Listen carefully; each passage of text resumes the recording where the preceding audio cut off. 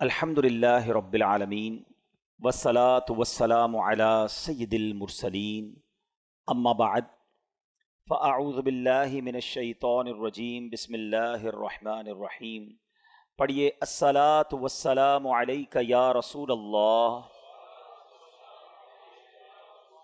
وعلی آلک واصحابک یا حبیب اللہ الصلاة والسلام علیک یا نبی اللہ وعلی آلک واصحابک یا نور اللہ۔ درود پاک پڑھنے کے بے شمار فضائل و برکات ہیں۔ کعبے کے بدر الدجا، طیبہ کے شمس الضحیٰ، دافع جملہ بلا، شافع یوم جزا، صلی اللہ تعالی علیہ وسلم کا بڑا خوبصورت فرمان ہے جس کا مضمون ہے کہ بے شک قیامت کی دہشتوں اور دشوار گزار گھاٹیوں سے جلدی نجات پانے والا وہ شخص ہوگا جس نے دنیا میں مجھ پر کثرت سے درود پاک پڑھے ہوں گے۔ ایکچولی درود پاک کو اگر ہم اس نیت سے دیکھیں نا، اور اگر اس کو کمپائل کرنے کی کوشش کریں تو دنیا کی اور آخرت کی وہ کون سی پرابلم ہے، وہ کون سی ڈیزائر ہے، وہ کون سی خواہش ہے جو درود پاک سے پوری نہیں ہوتی، اور وہ کون سی پرابلم ہے جو درود پاک سے حل نہیں ہوتی۔ یعنی اگر میں صرف آج درود پاک کے فضائل پر ہی بیان کروں تو اتنی حدیثیں ہیں کہ مجھے اور آپ کو دنیا میں جو جو چاہیے، جو جو ہماری خواہشیں ہیں، انسان مینلی کیا چاہتا ہے کہ رزق میں برکت ہو جائے، ذلت و رسوائی سے بچے، عزتوں میں اضافہ ہو، پریشانی سے بچے، بیماریوں سے بچے، ٹینشن سے بچے، ٹھیک ہے نا۔ پھر مسلمان ہے تو چاہتا ہے کلمے والی موت ملے، دیدار مصطفیٰ موت کے وقت نصیب ہو جائے صلی اللہ تعالیٰ علیہ وسلم، قبر جو ہے وہ پیارے آقا کا جلووں سے جگمگا جائے، محشر کے دن نبی پاک کے قریب ہو جاؤں، آقا شفاعت فرمائیں، جام کوثر پلائیں، پل صراط سے پار لگائیں اور ساتھ جنت میں لے جائیں۔ یہی ہے نا لائف، یہی تو چاہیے ہمیں، اور کیا چاہیے؟ دنیا بھی اچھی ہو اور آخر وہ کہتے ہیں نا زندگی شان والی اور موت ایمان والی ملے۔ درود پاک واقعی وہ وظیفہ ہے، یعنی میں نے جتنے جملے کہے نا، اگر اس کے پیچھے میں وہ ساری حدیثیں بیان کروں تو الحمدللہ میرے آقا علیہ الصلوۃ والسلام نے اپنی احادیث کے ذریعے یہ سارے ریوارڈز، یہ سارے انعام درود پاک میں عطا فرمائے۔ شاعر جبھی کہتے ہیں ہر درد کی دوا ہے صلی علی محمد، تعویذ ہر بلا ہے صلی علی محمد صلی اللہ علیہ وسلم۔ تو آج نیت کر لیں کہ انشاءاللہ چلتے پھرتے اٹھتے بیٹھتے درود پاک اپنا معمول بنائیں، اپنی زندگی میں سے شامل کر لیں۔ انشاءاللہ اپنی آنکھوں سے آپ اپنی کلیمٹیز، اپنے پرابلمز، اپنی ڈیفیکلٹیز کو دور ہوتے ہوئے دیکھیں گے۔ اللہ پاک مجھے بھی اور آپ کو بھی کثرت سے درود پاک پڑھنے کی توفیق عطا فرمائے۔ آئیے مل کر محبت کے ساتھ درود پاک پڑھ لیں۔ صلو علی الحبیب صلی اللہ تعالی علی محمد صلی اللہ علیہ وسلم۔ آج کے مختصر سے بیان میں نے دو ٹاپک کور کرنے ہیں کہ شب قدر دراصل ہے کیا، شب قدر ہمیں کس وجہ سے ملی، اور پھر ایک عظیم ہستی کا بھی آج ذکر خیر ہوگا، سبحان اللہ، مولائے کائنات شیر خدا حضرت مولا علی کرم اللہ تعالی وجہ الکریم، اللہ ان کی بھی برکتیں ہم سب کو نصیب فرمائے۔ سب سے پہلے ہم چلیں گے قرآن پاک کے 30ویں پارے کی طرف۔ 30th پارے میں بڑی کمال کی صورت ہے، اور ذرا آپ سمجھیے گا، قرآن میں کسی بات کا تھوڑا سا ذکر آ جائے نا وہ بھی بڑی بات ہے۔ قرآن میں ذکر آنا یعنی رب کا کلام، اور صبح قیامت تک نمازوں میں اس کی تلاوت ہوتی رہے گی۔ مگر اس رات کی اہمیت سمجھیں کہ کسی ایک آیت کے ذریعے بیان نہیں کیا اللہ نے، شب قدر کو ڈیفائن کرنے کے لیے قرآن پاک کی ایک پوری سورت سورہ قدر نازل کر دی گئی، یعنی پوری سورت only for define one night. Try to understand the significance of that night. اس رات کی اہمیت سمجھنے کی کوشش کریں کہ جس کی اہمیت بیان کرنے کے لیے قرآن کی ایک پوری سورت نازل ہو رہی ہے۔ اور اللہ کریم قرآن میں کیا فرماتا ہے؟ بسم اللہ الرحمن الرحیم، اِنَّا أَنزَلْنَاهُ فِي لَيْلَةِ الْقَدْرِ وَمَا أَدْرَاكَ مَا لَيْلَةُ الْقَدْرِ لَيْلَةُ الْقَدْرِ خَيْرٌ مِّنْ أَلْفِ شَهْرٍ تنزل الملائكة والروح فيها بإذن ربهم من كل أمر سلام هي حتى مطلع الفجر۔ اب پہلے ذرا اس کے معنی کو سمجھیے. اللہ فرماتا ہے بے شک ہم نے اس قرآن کو شب قدر میں نازل کیا. یہ رات کتنی مبارک ہے کہ اس رات قرآن نازل ہوا ہے. رمضان میں قرآن نازل ہوا اور پھر اس رات، خاص اس رات میں نازل ہوا. اچھا یہاں ایک تھوڑی سی بات سمجھنا ضروری ہے کہ قرآن 2 صورتوں میں نازل ہوا ہے. لوح محفوظ سے آسمان دنیا پر جب نازل کیا گیا تو وہ لیلۃ القدر میں نازل کیا گیا، اور آسمان دنیا سے ہمارے آقا علیہ الصلوۃ والسلام کے قلب منور پر 23 سال کے عرصے میں درجہ بدرجہ بتدریج حضرت جبریل امین لے کر قرآن حاضر ہوتے رہے، وحی لاتے رہے، اور یہ 23 ایئرز کے عرصے میں نازل ہوا. یہاں جو بات ہو رہی ہے وہ لوح محفوظ سے آسمان دنیا پر نزول کی بات ہو رہی ہے. اچھا اب اس رات کے بارے میں سبحان اللہ اتنی احادیث اور اتنے فضائل بیان ہوئے کہ شب قدر کو قدر والی رات کیوں کہتے ہیں. پہلا سوال تو یہ ہے. تو اس شب میں سال بھر کے احکام نافذ کیے جاتے ہیں، اور فرشتوں کو سال بھر کے کاموں پر مامور کر دیا جاتا ہے. پورے سال کے آرڈرز دے دیے جاتے ہیں. ان کو یوں سمجھیے کہ ان کو ڈیڈیکیٹ کر دیا جاتا ہے کہ یہ سال بھر کے آپ کے کام ہیں. اور اس رات کو شب قدر اس لیے بھی کہتے ہیں کہ اس رات میں جو عبادتیں کی جاتی ہیں اس کی قدر کی جاتی ہے، وہ مقبول ہو جاتی ہیں. اس لیے بھی اس رات کو شب قدر کہا جاتا ہے. بخاری شریف کی حدیث سنیے. حضرت ابو ہریرہ رضی اللہ تعالیٰ عنہ راوی ہیں، نبی پاک علیہ الصلوۃ والسلام نے ارشاد فرمایا جس نے اس رات میں ایمان اور اخلاص کے ساتھ شب بیداری کر کے عبادت کی تو اللہ تعالیٰ اس کے سابقہ صغیرہ گناہوں کو بخش دیتا ہے. کبیرہ گناہ جو ہوتے ہیں نا وہ توبہ سے معاف ہوتے ہیں. ہم انشاءاللہ توبہ بھی کریں گے، لیکن سارے پچھلے صغیرہ گناہ کس کے معاف ہوتے ہیں؟ جو اس رات شب بیداری کرے اور عبادت میں اس رات کو گزارے. حضرت انس بن مالک رضی اللہ تعالیٰ سے روایت ہے، اور یہ ابن ماجہ کی حدیث ہے، کہ رمضان کا مہینہ آیا تو پیارے آقا علیہ الصلوۃ والسلام نے ارشاد فرمایا بے شک تمہارے پاس ایک مہینہ آیا ہے، اور اس میں ایک ایسی رات ہے جو 1000 مہینوں سے بہتر ہے. جو شخص اس رات سے محروم ہو گیا وہ تمام نیکیوں سے محروم رہا. جو اس رات سے محروم رہ گیا وہ تمام نیکیوں سے محروم رہا، اور محروم وہی رہے گا جس کی قسمت میں محرومی ہے. تو ہم نے ان 5 راتوں کو ٹارگٹ پہ رکھنا ہے.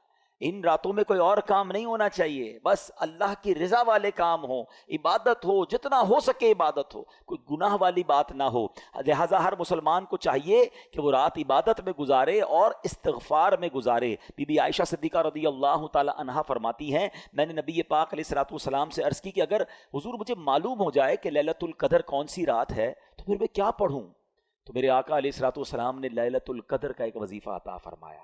میرے آقا فرماتے ہیں پڑھو اللہم انک عفو کریم تحب العفو فاعف عنی. اے اللہ، ذرا ترجمہ سنیں اس کا، یہ اتنی ٹچی دعا ہے، اگر اس کو دل کی گہرائیوں سے پڑھیں نا تو آپ کی کیفیت بن جاتی ہے، آپ کی آنکھوں میں آنسو آ جاتے ہیں. اللہم انک عفو، اللہ تو معاف کرنے والا ہے، تحب العفو، اللہ تو معافی کو پسند کرتا ہے. فاعف عنی، اے اللہ مجھے بھی معاف کر دے. پہلے اللہ کو اس کی شان کریمی کا ذکر کر کے عرض کیا جا رہا ہے، اے اللہ تو معاف کرنے والا. اللہم انک عفو کریم تحب العفو، اے اللہ معافی کو تو پسند بھی کرتا ہے. میں بھی تو تیرا سائل ہوں، میں بھی تو گناہ گار ہوں، پھر مجھے بھی تو معاف کر دے. فاعف عنی. آئیے مل کر اس دعا کو 5 راتوں میں کثرت سے پڑھنا ہے، اپنے گناہوں کو یاد کر کے سر جھکا کر شرمندگی کے ساتھ پڑھ لیں. اللہم انک عفو کریم تحب العفو فاعف عنی. اللہم انک عفو کریم تحب العفو فاعف عنی. اللہم انک عفو کریم تحب العفو فاعف عنی.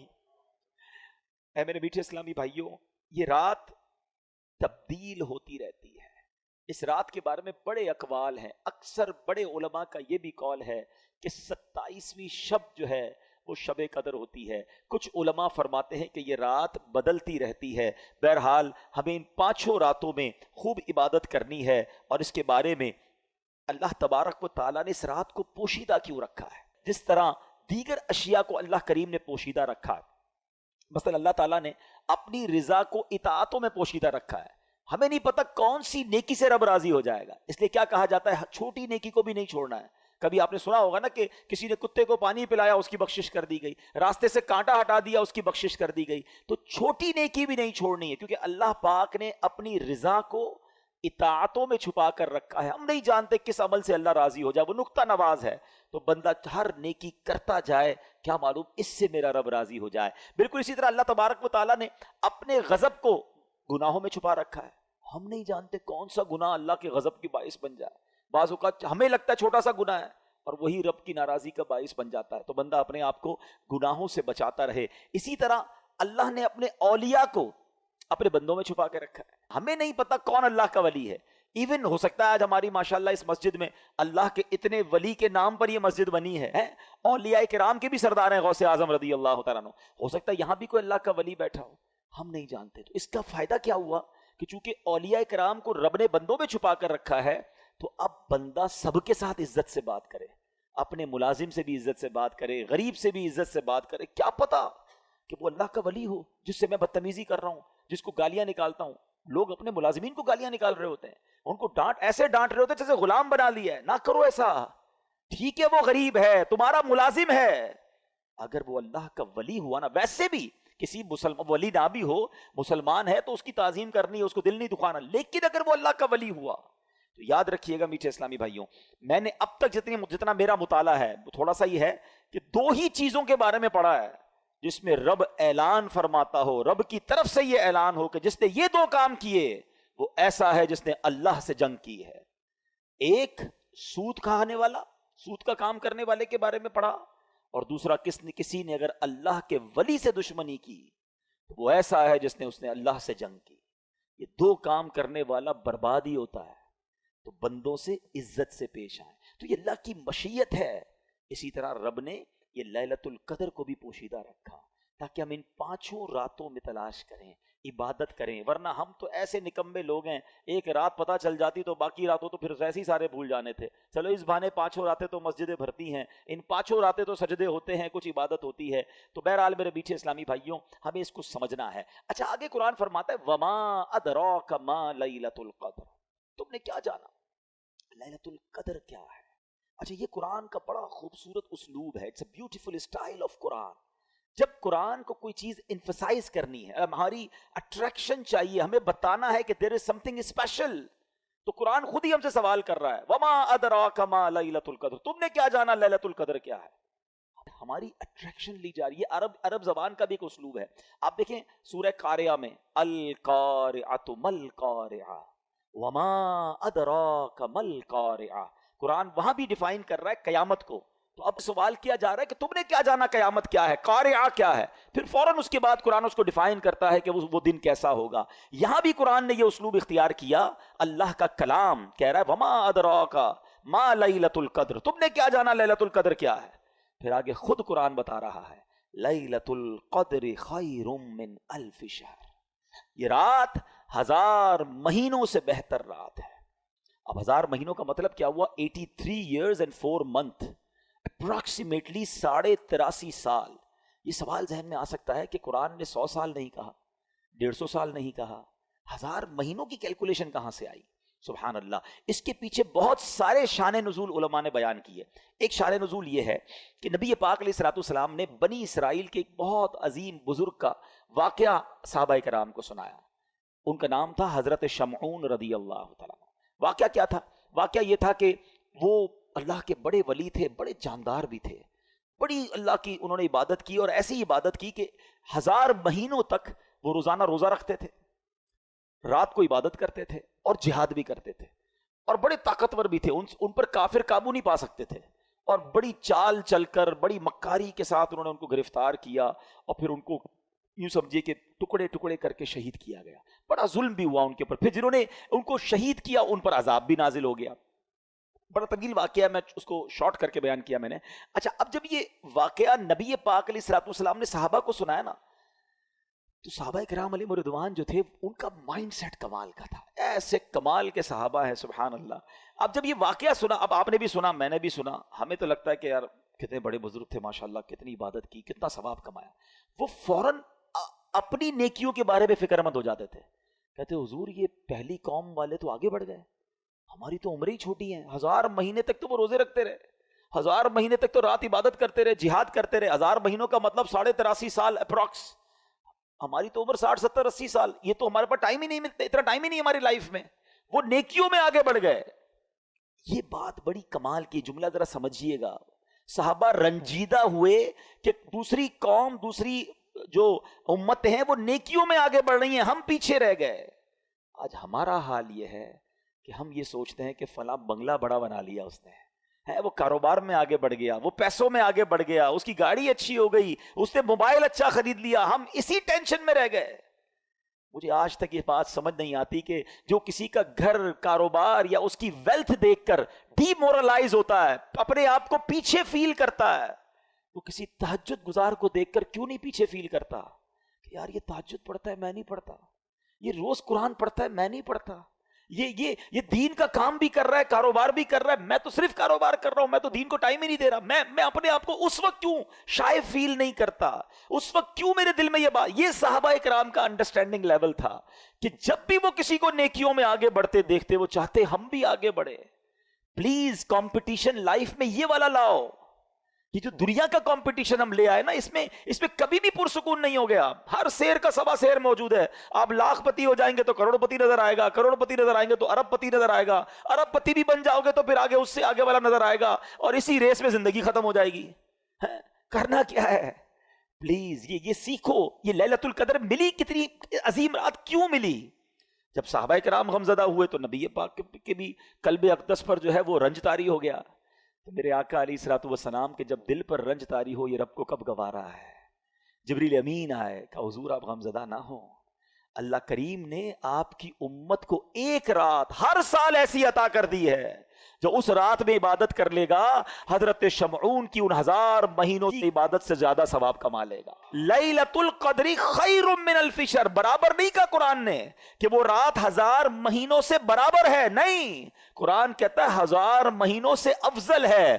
افضل کتنا ہے وہ رب جانے, اس کی عطائیں جانے. اور یہ وہ نارمل 1000 مہینے نہیں ہیں کہ ایک بندہ 1000 مہینے زندہ رہ کر نمازیں پڑھتا رہا, اس کے برابر نہیں. یہ وہ حضرت شمعون جو 1000 مہینوں تک روزے رکھتے رہے, 1000 مہینوں تک عبادت کرتے رہے, جہاد کرتے رہے, شہادت کا مرتبہ پایا.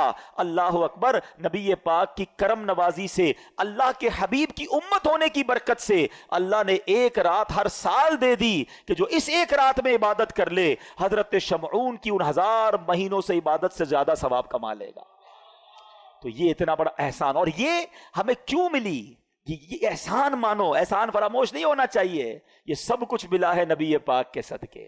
ایمان ملا ان کے صدقے, رمضان ملا ان کے صدقے, قرآن ملا ان کے صدقے. سچی بات تو یہ ہے رحمان ملا ان کے صدقے. وہ کیا ہے جو در مصطفیٰ سے ہم نے پایا نہیں ہے؟ جس کو اتنا کچھ نبی پاک کے صدقے ملا ہو, اس کی تو زندگی ان کی محبت میں گزرنی چاہیے, اس کی تو زندگی ان کا گن گاتے ہوئے گزرنی چاہیے, ان کی سنتوں پر عمل کرتے گزرنی چاہیے. تو اے میرے میٹھے اسلامی بھائیوں, اب سمجھ لو یہ کتنی بڑی رات ہے. ان بٹوین دوز 5 نائٹس کوئی ایک رات شب قدر ہے.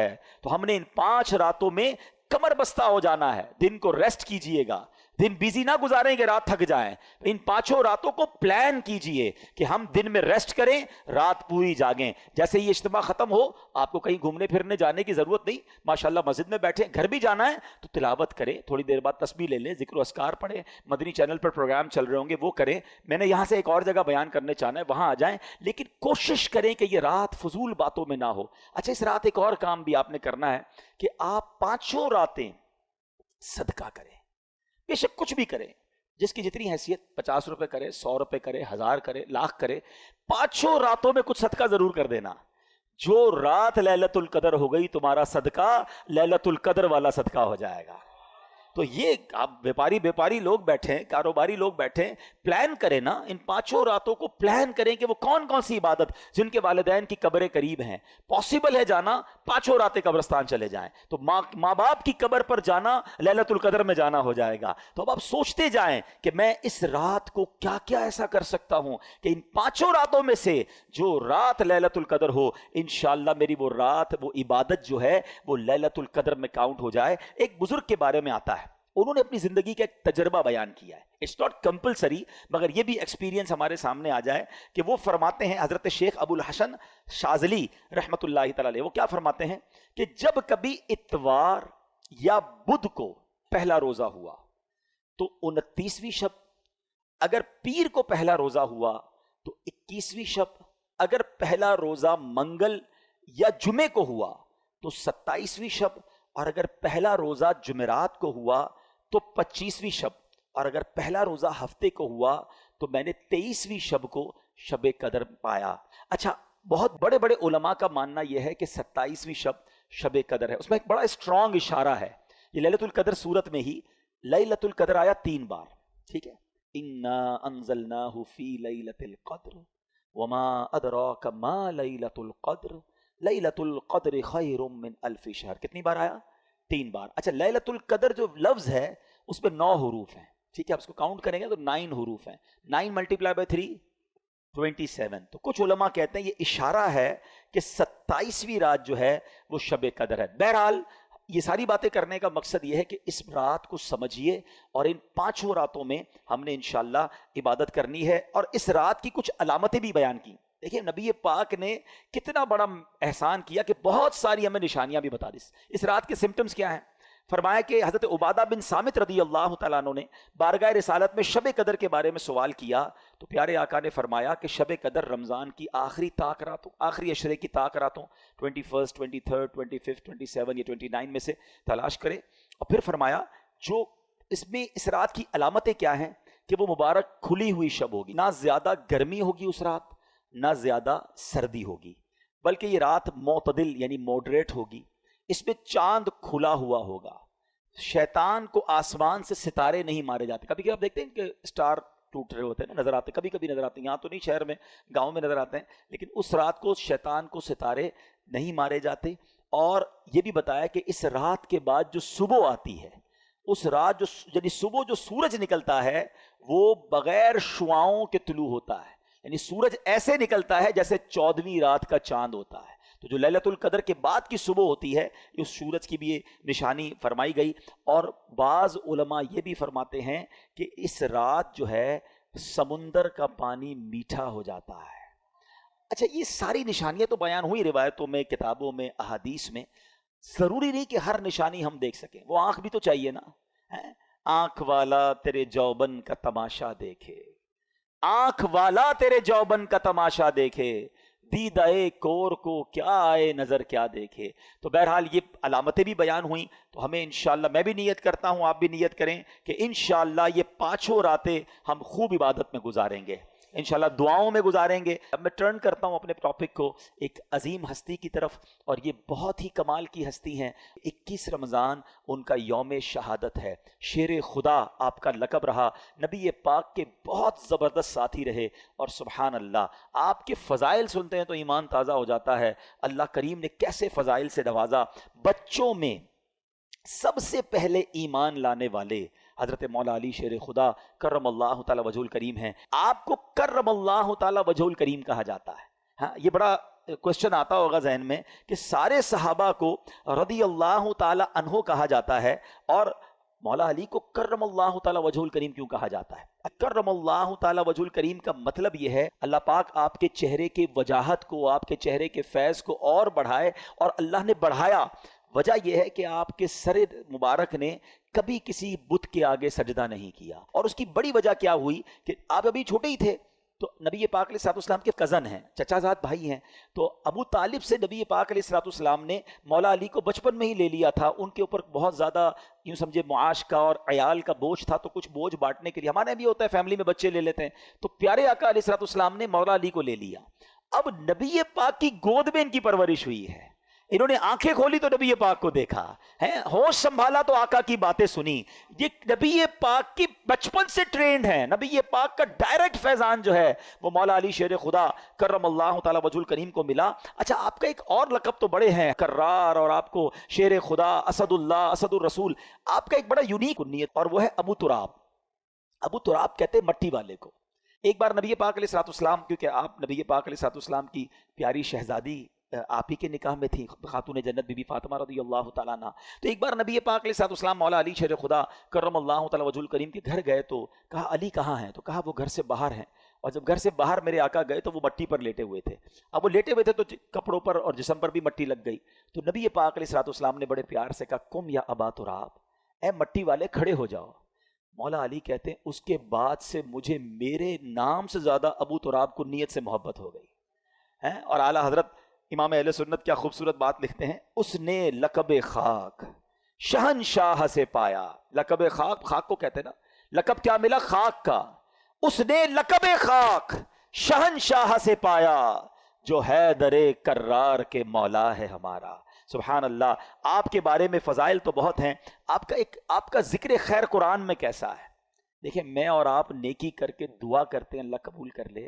مولا علی نے ایک ایسی نیکی کی کہ قرآن میں اس کا ذکر آ گیا. میں ابھی تھوڑی دیر پہلے ایک جملہ کہہ رہا تھا کہ جو چیز قرآن میں آ جائے گی نا وہ صبح قیامت تک مسجدوں میں تلاوت ہوتی رہے گی، قرآن میں لوگ پڑھتے رہیں گے. یعنی حضرت علی کی یہ نیکی اب قیامت تک لوگوں کی زبانوں پر ہے. اور آپ نے کام کیا کیا تھا؟ پہلے قرآن کی آیت سن لیں، پھر آپ کا وہ کام بتاتا ہوں جو آج ہمارے لیے بھی بڑا ریلیونٹ ہے. مولا علی شیر خدا کرم اللہ تعالی وجہ الکریم کی شان میں جو آیت ہے، بسم اللہ الرحمن الرحیم، الذين ينفقون اموالهم بالليل والنهار سرا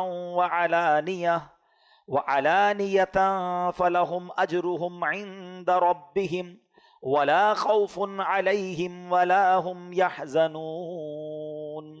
ترجمہ کنز الایمان، یہ سورہ بقرہ کی آیت نمبر 274 ہے. وہ جو اپنے مال خیرات کرتے ہیں رات میں اور دن میں، چھپے اور ظاہر، ان کے لیے ان کا انعام حصہ ہے ان کے رب کے پاس. ان کو نہ کچھ اندیشہ ہو نہ کچھ غم. مولا علی نے ایسا کیسا صدقہ کیا. حضرت نعیم الدین مراد آبادی جو مفسر قرآن ہے لکھتے ہیں کہ ایک قول یہ ہے کہ یہ آیت حضرت علی کے حق میں نازل ہوئی. ان کے پاس 4 درہم تھے، صرف 4 درہم تھے. آپ نے کیا کیا کہ آپ نے چاروں کو خیرات کر دیا. ایک رات میں کیا، ایک دن میں کیا، ایک اعلانیہ کیا، ایک چھپ کر کیا. اللہ کریم نے یہ سارا صدقہ کیسا قبول فرمایا کہ اس کا ذکر قرآن میں فرما دیا. یہاں 2 باتیں سیکھنے کو مل رہی ہیں. ایک، دل کیسا تھا. 4 ہی تھے، چاروں دے دیے. ہمارے پاس لاکھوں ہوتے ہیں، تھوڑے نہیں دیتے. 2.5% ہی تو زکوٰۃ ہے نا. وہی لوگوں کو بھاری پڑ رہی ہے، وہی کیلکولیشن میں گھبرا رہے ہوتے ہیں یار یہ بھی بچ جائے زکوٰۃ سے، یہ بھی نکال دو، کسی طرح اس کی بھی نہ دینی پڑے. اچھا پچھلے سال دی تھی دوبارہ دینی پڑے گی. سوال بھی ایسے کرتے کہ سمجھ نہیں آ رہا کیا چاہ رہا ہے بھائی. حضرت وہ پچھلے سال دے دی تھی، سونا وہی ہے تو دوبارہ دے دیں. ارے بھائی ہر سال گزرنے کے بعد 2.5% آپ نے دینا ہے. بات ہم کرتے ہیں کہ ہم پنجتن کے غلام ہیں، بات ہم کرتے ہیں ہم صحابہ کے جناب چاہنے والے ہیں. دیکھو یہ تھے صحابہ کہ جو ہوتا تھا وہ دے دیتے تھے. اور کیا انداز تھا کہ چھپ کر بھی دے رہے ہیں، صبح بھی دے رہے ہیں کہ یار کوئی تو ادا اللہ کو پسند آ جائے، رات بھی دے رہے ہیں. تو سبحان اللہ، یہاں ایک اور بات سیکھنے کو مل رہی ہے کہ صدقہ دیں یا نیکی کریں، اس کے پیچھے ریزن ایک ہو کہ اللہ کی رضا ہو، اخلاص ہو. لوگوں کو دکھانے کے لیے نہ مال خرچ کریں نہ عبادت کریں. یہاں بڑا برا حال ہے. پلیز شیطان کی اس وار کو آج ہم سارے سمجھ لیں. وہ کبھی نہیں چاہے گا ہم نیکی کریں. آج ہم یہاں اجتماع میں آئے نا، ہم یہ بیٹھے ہیں، شیطان کو بہت برا لگ رہا ہے. اب وہ پلان کر رہا ہوگا یار اس کی رات برباد کیسے کریں. تو اب ہم بھی تو شیطان کی باتوں میں آ جاتے ہیں. اب باہر نکل کے کہیں گے یار ماشاءاللہ آج رات تو بڑا مزہ آیا، میں تو پہلے سے ہی چلا گیا تھا، صلاۃ التسبیح بھی پڑھی، اس کے بعد بیان بھی سنا، ذکر بھی ہوا، دعا میں تو میرے بڑے آنسو بھی بہے. بھائی اب آپ اپنی بری کارکردگی کیوں کسی کو دینا چاہتے ہیں؟ سوچئے. اگر تو اچھی نیت ہے کہ اگلے بار پھر اجتماع میں کسی کو بلانا ہے پھر تو ٹھیک ہے، انما الاعمال بالنیات. لیکن نیت یہ ہے کہ سامنے والا کہے کہ یار ماشاءاللہ آپ تو بڑی نیکیاں کما رہے ہیں. اپنے دل سے پوچھیں، اللہ کے لیے کام کریں، اللہ کی رضا کے لیے صدقہ دیں، اللہ کی رضا کے لیے نیکی کریں. یا ایک سوال چھوڑی جا رہا ہوں، ٹھیک ہے.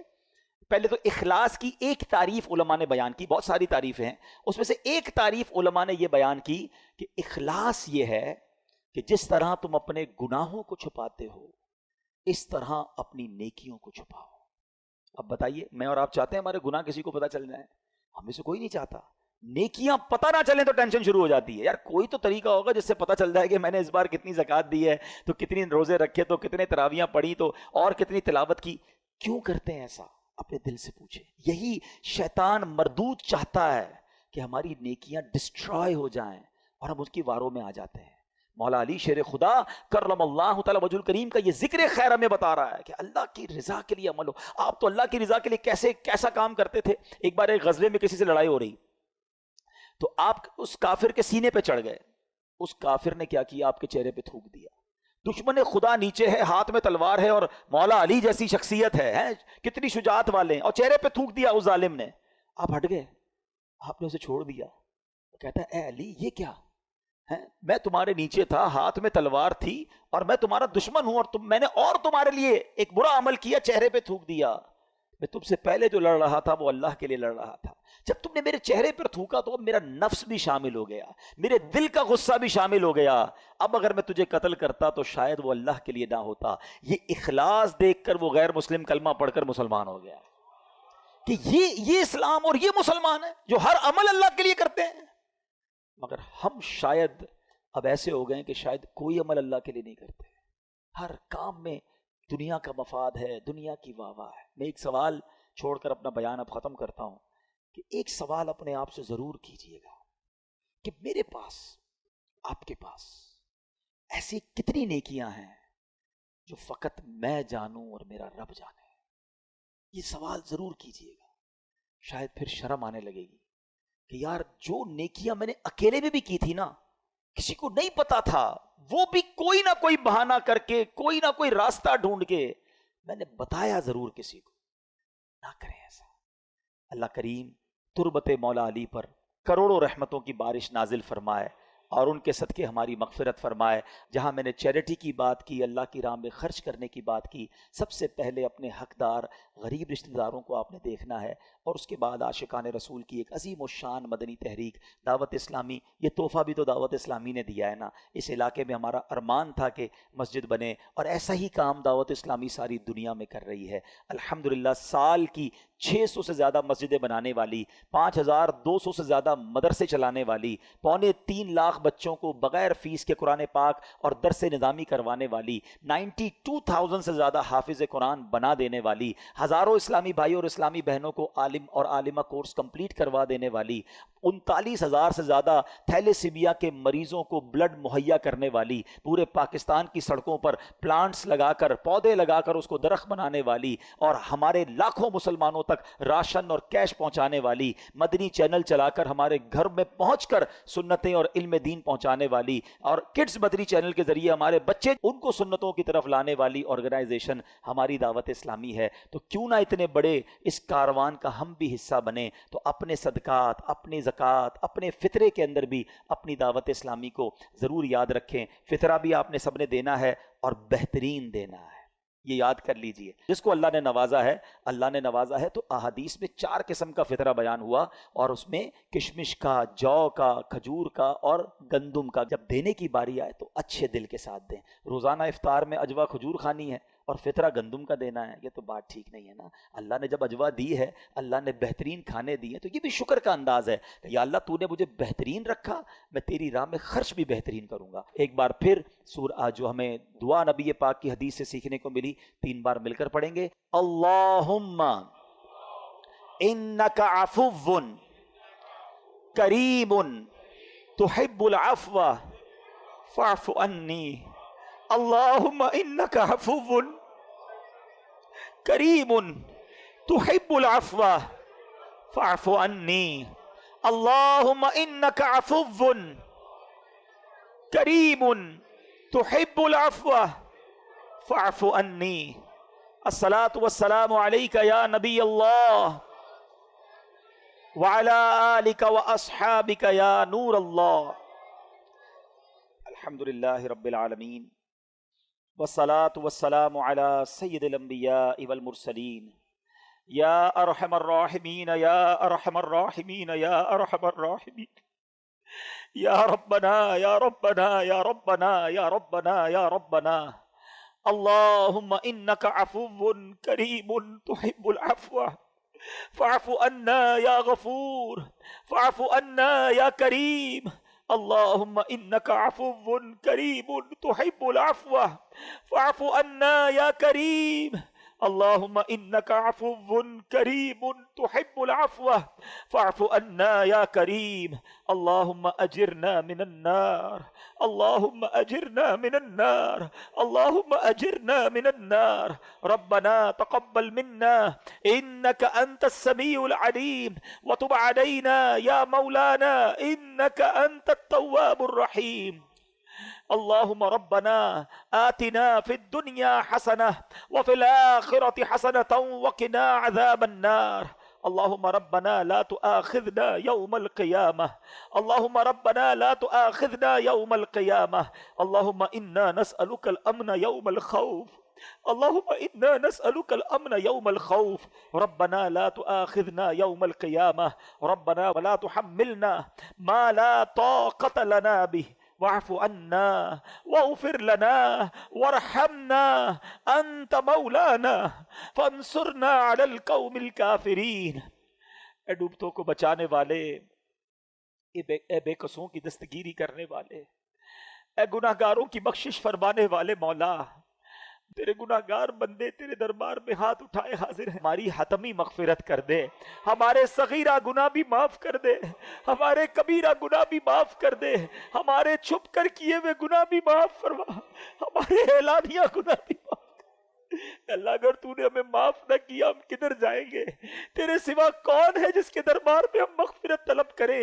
اگر بڑی رات بھی تیرے گھر میں بیٹھ کر نہ بخشے گئے تو پھر کدھر جائیں گے مولا؟ ہم تیرے بندے ہیں اے اللہ، تیرے نافرمان ضرور ہیں مگر تیرے باغی نہیں ہے مولا، تجھی کو اپنا رب مانتے ہیں، تیرے حبیب علیہ السلام کے امتی ہیں، ان سے محبت کرتے ہیں۔ اے رب کریم بس آج ہم پر نگاہ رحمت فرما دے۔ اگر تو نے ہم سب کو جنت میں داخل کر دیا، تیری جنت میں کوئی جگہ کم نہیں پڑے گی، تیرا کچھ نہیں جائے گا، ہمارا بیڑا پار ہو جائے گا۔ اے اللہ بس آج ہماری حتمی مغفرت فرما دے، ہم سے صدا کے لیے راضی ہو جا، جنت الفردوس ہمارا مقدر کر دے۔ اے رب کریم ہمارے ماں باپ کو بھی بخش دے، اللہم ارحمہما کما ربیانی صغیرا، اے اللہ ہمارے ماں باپ کو بخش دے۔ اے اللہ ہم میں سے جن کے والدین دنیا سے چلے گئے ان کی قبروں کو جنت کا باغ بنا دے، کروٹ کروٹ انہیں جنت کی نعمتیں عطا کر۔ اے رب کریم انہوں نے ہم پر بڑی مہربانیاں کی، اب وہ تیری رحمت کے حوالے ہیں۔ اے اللہ اپنی رحمتوں کی بارش ان پر نازل فرما، جن کے والدین حیات ہیں ان کو درازی عمر بالخیر عطا فرما، ان کا سایہ ان کے بچوں پر تا دیر قائم و دائم فرما۔ اے اللہ ہمارے بھائی بہنوں کو بخش دے، ہمارے بیوی بچوں کو بخش دے، ہمارے مرحومین کو بخش دے، ہمارے رشتہ داروں کو بخش دے۔ اے اللہ ہمارے دوستوں کو بخش دے، ہم سے محبت کرنے والوں کو بخش دے۔ اے کریم نبی پاک علیہ الصلوۃ والسلام کی ساری امت کی بخشش فرما۔ اے اللہ ہمیں تو مانگنا بھی نہیں آتا، جو جو ہمارے حق میں بہتر ہے ہمیں عطا کر دے۔ اے اللہ نفس و شیطان کے واروں سے بچا لے، اپنے پسند کے بندوں میں ہمیں شامل فرما لے، اخلاص کی دولت عطا کر دے۔ اے اللہ ریاکاری نے کہیں کا نہیں چھوڑا، اول تو نیکی ہوتی نہیں، ہو جائے تو سنبھلتی نہیں۔ اے اللہ ہم بڑے ناکارہ ہو گئے، ہمارے دل و دماغ کو پاکیزہ کر دے، ہمیں اخلاص کی دولت عطا کر دے، دکھلاوے اور بناوٹ سے بچا لے، اپنے مخلص بندوں میں شامل فرما لے، سجدوں کی لذت عطا فرما، تلاوت کا ذوق عطا فرما۔ اے اللہ جو تو نے رمضان میں نیکیوں کا ذوق دیا ہے ایسا کرم کر دے کہ ہم سارا سال نمازیں پڑھنے والے بن جائیں، مسجدیں سارا سال آباد رہے۔ اے اللہ نفس و شیطان کے واروں سے محفوظ فرما، ہم سب کو فقط رزق حلال عطا فرما، رزق حرام سے ہم سب کو محفوظ فرما، ہم سب کے رزق حلال میں برکت ڈال دے۔ اے اللہ جو بے اولاد ہیں انہیں نیک اور صالح اولاد دے دے۔ اے اللہ جو اولاد والے ہیں ان کی اولادوں کو، ان کے والدین کی آنکھوں کا نور بنا دے، ہمارے بچوں کو ہمارے لیے صدقہ جاریہ بنا دے، ہماری مغفرت کا ذریعہ بنا دے۔ اے اللہ جو بچوں اور بچیوں کے دکھ میں ہیں اے اللہ ان کے وہ دکھ دور کر دے، بچوں کا سکھ عطا کر دے۔ اے کریم ہاتھ اٹھے ہیں، تو نام بھی جانتا ہے سب کے، کام بھی جانتا ہے، بڑی امید سے تیرے بندے ہاتھ اٹھائے حاضر ہے کہ رحمان کے دربار میں آئے کریم کے دربار میں بھکاری آئے ہیں۔ اے اللہ کبھی کبھی ہمیں اپنی مشکل بہت بڑی لگتی ہے کہ یہ کیسے حل ہوگی، یہ مسئلہ کیسے سالو ہوگا۔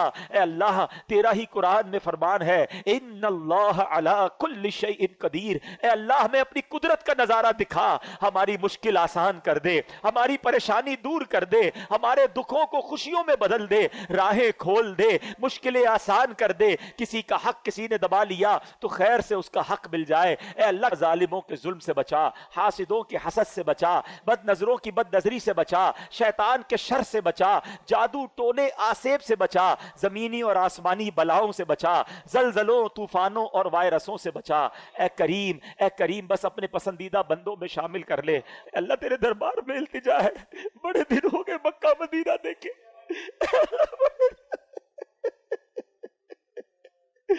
کریم مولا جلدی مکہ دکھا دے، جلدی کعبہ دکھا دے، تیرے حبیب کا روضہ دکھا دے۔ اے اللہ اسی سال ہمیں حج کی سعادت عطا فرما، بار بار سال میں کئی بار نبی پاک کے روضے کی حاضری ہمارا مقدر فرما دے، اور جب ہمارا وقت آخر ہو ہمیں ایمان اور عافیت کے ساتھ میٹھے مدینے میں موت عطا فرما، جنت البقیع میں مدفن عطا فرما، جنت الفردوس میں پیارے آقا کا پڑوس نصیب فرما۔ اے اللہ ہماری دعوت اسلامی کو ترقی عطا فرما۔ قبلہ امیر اہل سنت، تمام علماء اور مشائخ اہل سنت اور ہمارے والدین کا سایہ ہمارے سروں پر تا دیر قائم و دائم فرما۔ اے کریم، اے کریم اس مسجد کو شاد و آباد فرما، جن لوگوں نے اس میں تعاون کیا اے اللہ سب کو جنت میں اعلیٰ محل عطا فرما، جو دعوت اسلامی کے ساتھ تعاون کرتے ہیں اے اللہ ان کو دنیا اور آخرت کی برکتیں عطا فرما، اور ہمیں بھی اتنی بڑی عاشقان رسول کی تحریک کا دست و بازو بننے کی توفیق عطا فرما۔ اس مسجد کے امام صاحب کو اے اللہ اور درازی عمر بالخیر عطا فرما، ان کی آواز میں علم میں اور برکتیں عطا فرما۔ اے رب کریم ہم جو مانگ سکے وہ بھی دے دے، جو نہیں مانگ سکے ہمارے حق میں بہتر ہو وہ بھی عطا فرما۔ مٹی نہ ہو برباد پس مرگ الہی، جب خاک اڑے میری مدینے کی ہوا ہو، جب خاک اڑے میری مدینے کی ہوا ہو۔ ببرکت ان اللہ وملائکتہ یصلون علی النبی یا ایھا الذین آمنوا صلوا علیہ وسلموا تسلیما، صلی اللہ علی النبی الامی وآلہ صلی اللہ علیہ وسلم، صلاۃ و سلاما علیک یا سیدی یا رسول اللہ۔ جب تمہیں واپسی ہو یا اللہ، سامنے ہو روضہ رسول اللہ، اور لب پہ ہو لا الہ الا اللہ محمد